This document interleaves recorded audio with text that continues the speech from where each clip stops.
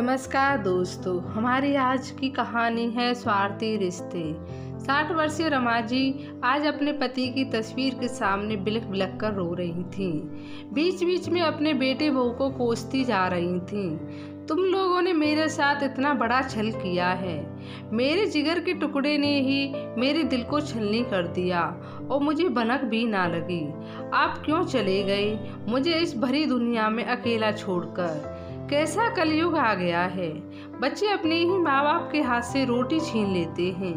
कितना समझाया करते थे सतीश जी आप मुझे कि बेटा बहू सिर्फ अपने मतलब के लिए तुम्हारे प्रति प्रेम का दिखावा करते हैं। जिस दिन मतलब पूरा हुआ तुम देखना उस दिन सबसे बड़ा धक्का तुम्हें लगेगा। लेकिन रमा जी तो अपने बेटे बहू के प्यार में इतनी अंधी थी कि अपने पति को गांव में ही अकेला छोड़कर बेटे बहू के पास हर 2-3 महीने आ जाया करती थी। लेकिन जब से सतीश इस दुनिया से गए थे तब से रम्या जी हमेशा के लिए बेटे अविनाश और बहू डॉली के साथ रहती थीं और दिन रात बेटे बहू की खिदमत में लगी रहती। एक दिन जब बेटे बहू ऑफिस से घर लौटे तो रमा जी ने उनके आते ही गर्मा गर्म खाना बनाकर डाइनिंग टेबल पर लगा दिया। लेकिन बेटे वो फ्रेश होकर जब खाना खाने के लिए डाइनिंग टेबल पर नहीं आए तो रमा जी उनके कमरे में उन्हें बुलाने के लिए गईं, क्योंकि खाना ठंडा हो रहा था। रमा जी ने जैसे उनके कमरे के पास जाकर दस्तक देने की सोची तभी अंदर से उनके कानों में बहू के जोर जोर से बोलने की आवाज़ सुनाई दी। देखो अविनाश, हमारे बच्चे भी बड़े हो रहे हैं, एक ही कमरे में अब एडजस्ट नहीं हो पाता है। माँ से कह दो अपना कमरा खाली कर दें। बच्चों को पढ़ने लिखने में भी तकलीफ होती है और वो अब कोई नई नवेली बहू नहीं रही जो उन्हें अलग से कमरा चाहिए। और एक बात, इस बार से वो हरिद्वार या कोई भी तीर्थ स्थल पर नहीं जाएंगी। इनकी वजह से खर्चा इतना हो जाता है कि हमें अपनी छुट्टियों की ट्रिप ही कैंसिल करनी पड़ती है। अब की बार हम छुट्टियों पर मनाली जाएंगे। उन्हें हमारे साथ जाना है तो चलें, वरना कोई ज़रूरत नहीं उन्हें ले जाने की। बहू की बातें सुनकर रमा जी की आंखें भर आईं। जिस बहू को मैंने हमेशा अपनी बेटी माना वही मेरे बारे में ऐसा सोचती है। तभी अविनाश बोला, मैं जानता हूँ डॉली, पर माँ को इतनी ठंडी जगह कैसे ले जा सकते हैं? माँ इतनी ठंड सहन नहीं कर पाएंगी, वो तो मैं आपको बताना चाहती हूँ। अब तक माँ को खुश रखना चाहते थे क्योंकि वो हमारे बच्चों का ख्याल रखती थी। ससुर जी के जाने के बाद हमने उन्हें इसलिए घर में रखा था क्योंकि मैं भी नौकरी करती थी और हमारे बच्चे छोटे थे। ये सोच कर कि ऑफिस से आने के बाद बच्चों को कौन संभालेगा, इसलिए माँ को अपने पास रखा था। क्योंकि अगर कोई मेड या नैनी रखते तो हमारे बहुत सारे पैसे खर्च हो जाते। लेकिन जब सासू माँ के रूप में एक फुल टाइम नौकरानी मिल गई थी तो इसके लिए उनके आने के बाद मैंने मेड को भी हटा दिया था। लेकिन अब हम उन्हें कोई ज़रूरत नहीं है, उल्टा ही हमें उन पर दुनिया भर का खर्चा करना पड़ता है। कभी डॉक्टर के पास लेकर जाओ, कभी इस चीज़ की दवा तो कभी उस मर्ज की दवाई। अब उल्टा यही हम पर बोझ बनती जा रही हैं। हाँ मानती हूँ आज भी ऑफिस के लिए हम दोनों को टिफ़िन बनाकर देते हैं, लेकिन उनकी छोटी सी मदद के लिए हम अपनी खुशियों की बर्बादी नहीं कर सकते। हमने उनसे पैसे, गाँव का घर सब छीन लिया है धोखे से, लेकिन अब उन्हें खुश रखने का नाटक करने की कोई ज़रूरत नहीं है। मकान और पैसों की बात सुनकर तो रमा जी की पैरों तले जमीन खिसक गई। उनकी आंखों से आंसुओं की धारा ऐसे बह निकली जैसे बाहर बारिश हो रही हो। बेटे ने तो उनसे पैसे और घर के पेपर इसलिए लिए थे क्योंकि उसे अपना बिजनेस शुरू करना था। उसने रमा जी से कहा था कि सिर्फ मकान के पेपर दिखाकर लोन लेना था, पर बेटे ने उनके विश्वास का खून कर दिया। तभी अंदर से अविनाश की आवाज़ रमा जी के कानों में पड़ी, सही कहती हो डॉली, तुम माँ से अब कोई मतलब नहीं है। अब तुम ही कोई बहाना बनाकर घर से निकालने का। मुझ में अब इतनी हिम्मत नहीं है कि माँ की दवाई और गोली का खर्चा उठाता रहूं, और आगे आगे तो उनके हाथ पैर बिल्कुल ही काम करने बंद कर देंगे। तब उनकी सेवा पानी कौन करेगा? सही कहते हो अविनाश, तुम अब मैं इस गवार बुढ़िया को एक पल भी अपने घर में बर्दाश्त नहीं कर सकती। बेटे बहू की बातें सुनी ना गईं और वो थके कदमों से आकर डाइनिंग टेबल पर बैठ गईं और सोचने लगीं, इतने स्वार्थी हो गए हैं आज के खून के रिश्ते। अपने मतलब निकलते ही मुझे चाय में से मक्खी की निकाल जैसा फेंकना है। उन्हें बहुत बुरा लगा और टेबल पर पड़ी ठंडी चाय पीने लगी। लेकिन आज बेटे घर की चाय भी उनके हलक से नहीं उतर रही थी। इसी बीच अविनाश डॉली भी वहां आ गए। उन्हें देखकर रमा जी ने उन्हें अनदेखा कर दिया, जैसे उन्होंने कुछ सुना ही नहीं था। तभी डॉली बोली, अरे अविनाश, चाय और खाना तो ठंडा, रुको मैं अभी गर्म करके लाती हूँ। यह पहली बार रमा जी ने नहीं कहा था कि तुम रहने दो बहू, मैं कर देती हूँ। इस बात को अविनाश को डॉली ने भी नोटिस किया। एक बार को तो उन्हें लगा कि माँ ने उनकी बात सुनी तो नहीं ली। फिर सोचा वो तो यहाँ बैठकर चाय पी रही थी तो नहीं सुनी होगी। माँ, यह कैसा खाना बनाया है आपने, बिल्कुल स्वाद नहीं है। अविनाश रमा जी पर चिल्लाते हुए बोला, चलो डॉली, हम बच्चों के साथ आज बाहर खा कर आते हैं। और हाँ माँ, कल को हम ट्रिप पर जा रहे हैं तो आप तब तक किसी रिश्तेदार के यहाँ रहने चले जाइए।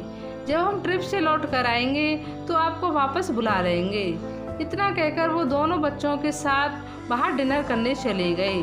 पहले जब बाहर खाना खाने जाते थे तो वो कैसे रमा जी को भी साथ ले जाते थे, क्योंकि वहाँ होटल में जाकर भी बेचारी रमा जी बच्चों को खिलाने पिलाने का, उनके बच्चों की नैनी बनने का काम जो किया करती थी, ताकि बहू बेटे आराम से बैठकर खा सकें। बेचारी वो तो थोड़ा बहुत ही खाकर आधे पेट ही लौट आती थी। लेकिन उन्हें इस माँ की जरूरत क्यों होगी, अब बच्चे खुद खाने लायक जो हो गए हैं। रमा जी सोचने लगी कि बहू तो बाहर घर से आई है, पर बेटा तो मेरा खून है, मेरी कोख से जन्म लिया है। हम सोचते हैं बुढ़ापे का असली सहारा तो बेटा ही बनेगा, पर मैं नहीं सोचा था कि मुझे सहारा देने वाला लड़का मुझे बेसहारा करने के लिए तैयार हो गया है।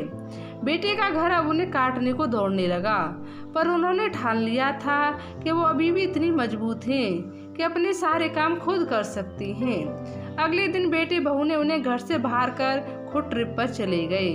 रमा जी बेचारी कहाँ जाती, अब तो गांव का घर भी नहीं था। फिर उन्हें अपने मायके के घर की याद आई तो वो सोची अपने माँ के गांव चली जाती हूँ। वहाँ अपने पापा के घर को देखकर उनकी तबीयत हरी हो गई, पर घर बंद था। कुछ साल पहले ही रमा जी के भाई भाभी इस दुनिया को छोड़कर चले गए थे। उनका एक बेटा रवि था जो वो भी विदेश में रहता था, लेकिन घर की चाबी पड़ोस में कमला काकी के पास ही रहती थी, क्योंकि उनके खेत बाहर उनके घर हो सब उनका बेटा संभाला करता था। घर और खेतों की जिम्मेदारी सब कमला काकी थी। रमा जी ने अपनी व्यथा जब कमला काकी को सुनाया तो उनकी आंखें भर आईं। कमला काकी भी उनकी हम उम्र की थी, उन्हें भी अब किसी के सहारे की जरूरत थी, क्योंकि उनके बेटे बहू को लेकर दूसरे शहर में चली गई थी। उनसे खेतों की जिम्मेदारी अब ज़्यादा नहीं संभाली जाती थी। रमा जी ने घर की पूरी जिम्मेदारी उठाई और उन्होंने खेतों में 2 मजदूर लगा दिए। मजदूरों ने जमकर खेतों में मेहनत की तो फसल लहराने लगी, उनकी अच्छी कमाई होने लगी। अपने खाने पीने का इंतजाम करके वो बाकी रुपए समाज सेवा में लगाने लगी। अनाथ बच्चों, विधवा औरतों और बुजुर्गों की मदद करने लगी। उनकी समाज सेवा के गांव भर में चर्चा होने लगे और कई समाज सेवा संस्थाएं भी आकर उनका सहयोग करने लगीं। अब रमा जी खुश रहने लगी। उन्हें अपने जीवन का एक उद्देश्य मिल गया था। कभी कभी उन्हें अपने बेटे की याद आती, पर वो उसे बुलाने का प्रयास करती थी। उन्होंने अपने ही घर में लड़कियों के लिए निःशुल्क विद्यालय खोल दिया, ताकि लड़कियां अपने पैरों पर खड़ी हो सकें और पढ़कर अपना भविष्य बना सकें। उन्हें अपने पति और बेटे पर निर्भर ना होना पड़े। रमा जी की लोकप्रियता गांव से होकर अब शहरों में बढ़ने लगी। रमा जी ने इस घर में ऊपर के कुछ कमरों में वृद्धों के लिए आशियाना भी खोल दिया। उन्होंने अपने छोटे छोटे प्रयासों से बड़े बड़े काम कर दिए। उन्हें कई संस्थाओं ने भी सम्मानित किया और सहयोग दिया। एक दिन जब अविनाश ने सुबह अखबार खोला तो अपनी माँ की फोटो लोकप्रियता देखकर उसका सिर चकरा गया। उन्हें बहुत बड़ा सम्मान और नगद राशि मिलने वाली थी। उसे अपनी माँ के बारे में पता चला तो उसने डॉली को बताया। दोनों जन सोचने लगे कि माँ के पास तो बड़ा पैसा है, हम माँ के पास जाएंगे और यह जायदाद ले लेंगे। आखिर हमारा भी तो माँ की जायदाद पर हक है। दोनों अपने लालच के वशीभूत होकर गांव चले गए। जगह जगह उनकी माँ की चर्चा सुनकर दोनों हैरान थे। अपने बेटे को देखकर एक बार रमा जी का मन पिघला, पर वो मजबूत होकर बोली, अब यहाँ क्यों आए हो? तुम्हें मुझसे क्या काम है? माँ, मैं तुमसे मिलने आया हूँ, तुम्हें घर ले जाने आया हूँ। तुम अपने घर चलो, यहाँ अनाथों के साथ रहने से अच्छा है कि अपने घर में अपनी बेटी बहू के साथ रहो। यह सब घर खेती जायदाद मुझे संभालने दो। अब इस बुढ़ापे में कब तक संभालोगे? और इतनी कमाई इन जनों के ऊपर क्यों लुटा रही हो? तुम्हारे अपने बेटे बहू मर गए हैं क्या? रमा जी उनके लालच को पहचान गई।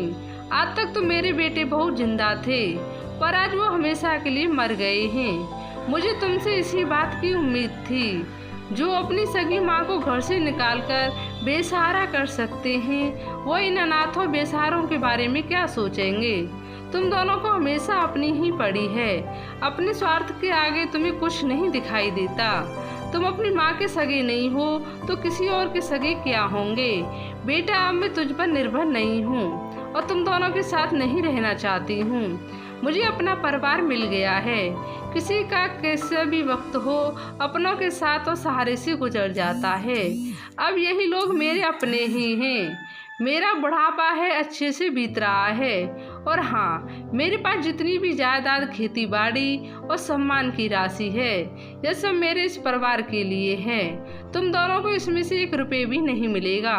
और हाँ, जब मैं दुनिया से चली जाऊंगी तब तुम मेरी अर्थी को कंधा देने भी मत आना। मुखाकिन का हक भी आज मैं तुझसे छीनती हूँ। लाखों की जायदाद हाथ से फिसल गई।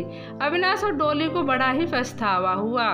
काश हम लोग माँ के साथ बुरा बर्ताव नहीं करते तो आज यह सब उनका होता। रमा जी के नौकर ने उनके बेटे बहू को धक्के मारकर घर से बाहर कर दिया। दोनों अपना मुंह लटकाकर वापस आ गए। दोस्तों, एक महिला पहले पिता के सहारे रहती है, फिर पति के सहारे जीवन चलाती है। बुढ़ापे में बेटों पर निर्भर हो जाती है। जब बुढ़ापे में बेटा साथ छोड़ दे तो वो कहाँ जाएगी? इसलिए बेटी को पढ़ा लिखा कर आत्मनिर्भर बनाएं, ताकि उसे किसी के सहारे की जरूरत ना पड़े। आपको ये कहानी कैसी लगी? लाइक और कमेंट करके ज़रूर बताएं, और चैनल को सब्सक्राइब करना बिल्कुल भी ना भूलें। धन्यवाद।